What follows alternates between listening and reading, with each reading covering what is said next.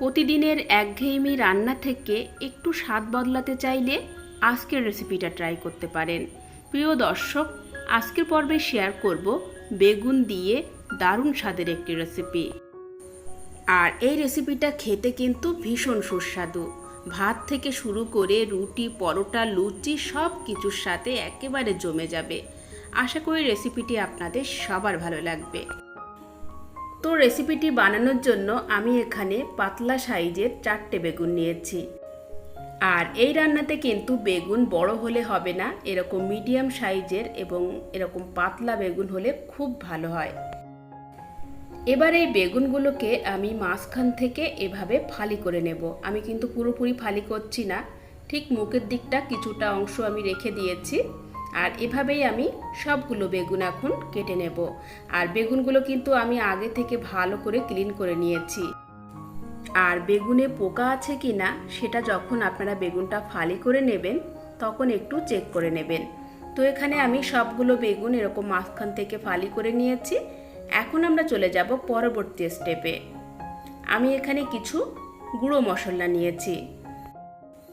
এখানে আমি নিয়েছি 1 টেবিল চামচ পরিমাণ কাশ্মীরি লঙ্কা পাউডার, গরম মশলা পাউডার নিয়েছি 1/2 চা চামচ, ধনিয়া পাউডার নিয়েছি 1 চা চামচ পরিমাণ, সামান্য গোলমরিচের গুঁড়ো আর 1 টেবিল চামচ পরিমাণ নিয়েছি আমচুর পাউডার। আর এখানে নিয়েছি আমি প্রায় 1/2 কাপ পরিমাণ চীনা বাদাম। বাদামটাকে আমি এভাবে একটু গুঁড়ো করে নিয়েছি।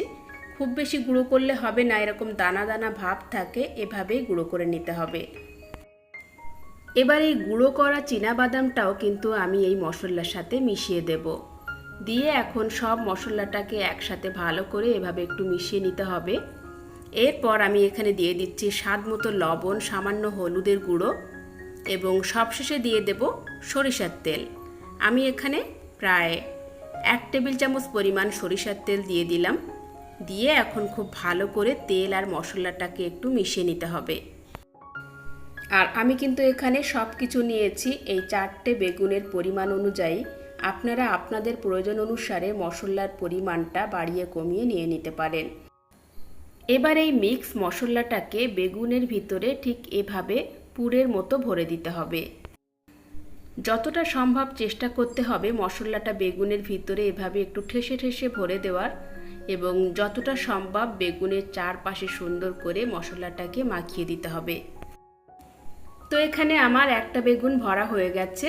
আর এখন বাকি বেগুনগুলো আমি সেম পদ্ধতিতে ভরে নেব। আর এক্সট্রা যে মশলাটা রয়ে যাবে সেটা কিন্তু আমি পরে ইউজ করব, তো আপনাদের আমি তখন দেখিয়ে দেব।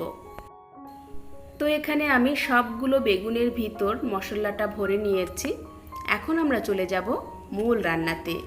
এবার এই মশলা ভরা বেগুনগুলোকে আমি ভেজে নেব। তার জন্য এখানে আমি প্রায় 2 টেবিল চামচ পরিমাণ তেল দিয়েছি। খুব কম তেলেই আপনারা এটা ভেজে নিতে পারবেন। আর এখানে কিন্তু আর কোনো এক্সট্রা তেল আমি দেব না, এই তেলেই কিন্তু আমার পুরো রান্নাটা কমপ্লিট হয়ে যাবে। এবার আমি লো টু মিডিয়ামে রেখে বেগুনগুলোকে এভাবে এপিট ওপিট করে ভেজে নেব। আর এমনভাবে বেগুনগুলো ভেজে নিতে হবে যাতে বেগুনগুলো প্রায় 90% ভিতরটা সিদ্ধ হয়ে যায়। এখন আমি একটু ঢাকনা দিয়ে 1 মিনিটের মতো জাল করে নিলাম। আর এখন কিন্তু বেগুনের ভিতরটা খুব ভালোভাবে সিদ্ধ হয়ে গেছে আর দারুণ একটা কালার হয়েছে। তো এখন আমি বেগুনগুলো তেল ঝরিয়ে তুলে নেব। তো বেগুনগুলো তুলে নেওয়ার পর এখন আমি ওই তেলেই দিয়ে দেব পেঁয়াজ কুচি। আর পেঁয়াজ দেওয়ার মুহূর্তটার ভিডিও আমি স্কিপ করে ফেলেছি, তো তার জন্য আমি দুঃখিত। তো পেঁয়াজটা এখন হালকা করে একটু ভেজে নেব। এরপর আমি এখানে দিয়ে দেব টমেটো।